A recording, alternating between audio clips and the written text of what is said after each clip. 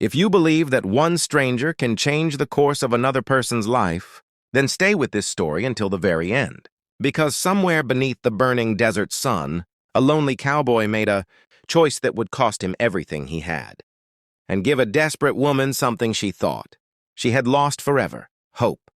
Before we begin, make sure to like this video, share it with someone who loves emotional Old West stories, and subscribe to the channel for more unforgettable frontier tales. Now let's get started. It was the summer of 1887, and the Arizona Territory looked like a sea of gold beneath a merciless afternoon sun.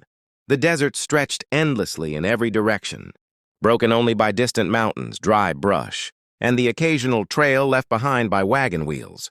40-year-old cowboy Ethan Cole had been riding alone for most of the day, leading 2 tired horses toward his small ranch near the edge of Red Rock Canyon.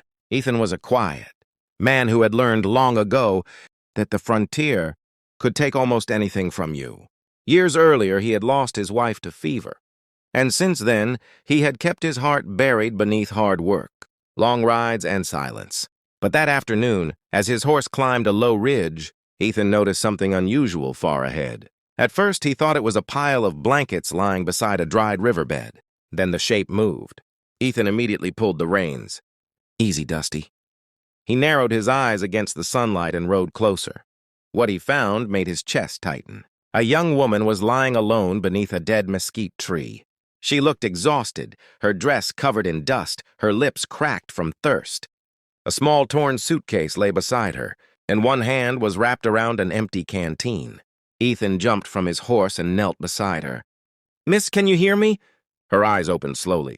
Fear flashed across her face. She tried to move backward, but she was too weak.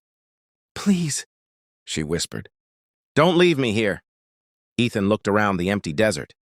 There was no wagon, no horse, and no sign of anyone else. "I'm not leaving you," he said firmly. He uncorked his canteen and held it to her lips. Small sips. Easy. She drank as though every drop were precious.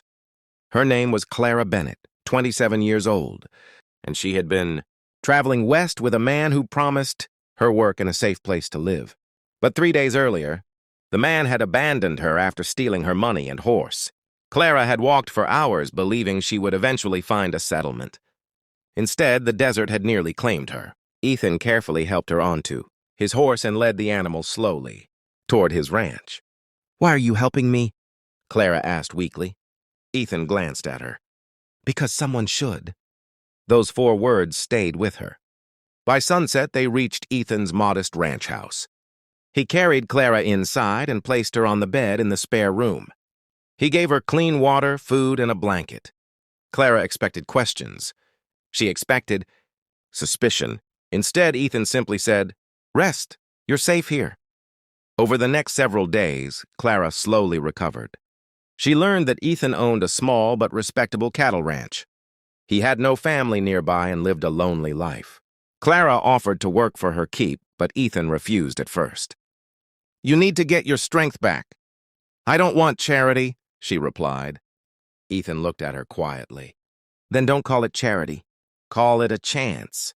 Clara eventually began helping around the ranch. She cooked meals, repaired torn clothing, and helped Ethan organize supplies. In return, Ethan taught her how to ride, handle livestock, and protect herself on the frontier. Their friendship grew naturally. Neither spoke about love, but both began looking forward to seeing the other every morning. Then one evening, trouble arrived. 3 riders appeared near the ranch. Ethan immediately recognized the man in front.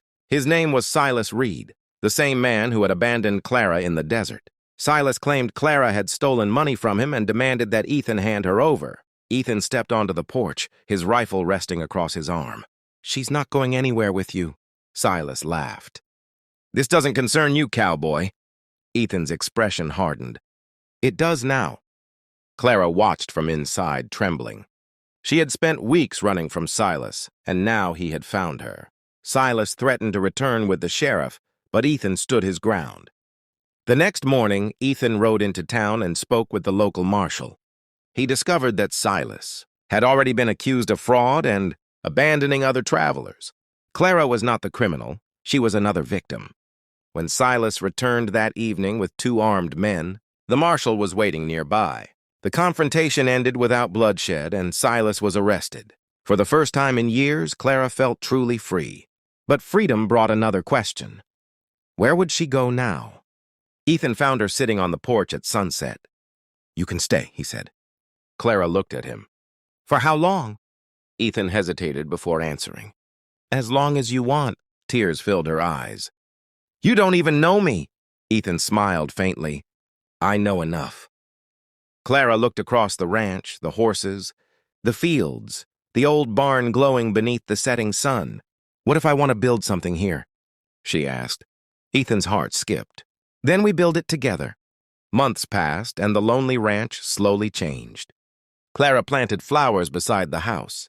Ethan repaired the fence. They worked side by side, laughing more often than either expected. One evening, Ethan handed Clara a small wooden box. Inside was a simple silver ring. "I know the world hasn't been kind to you," he said.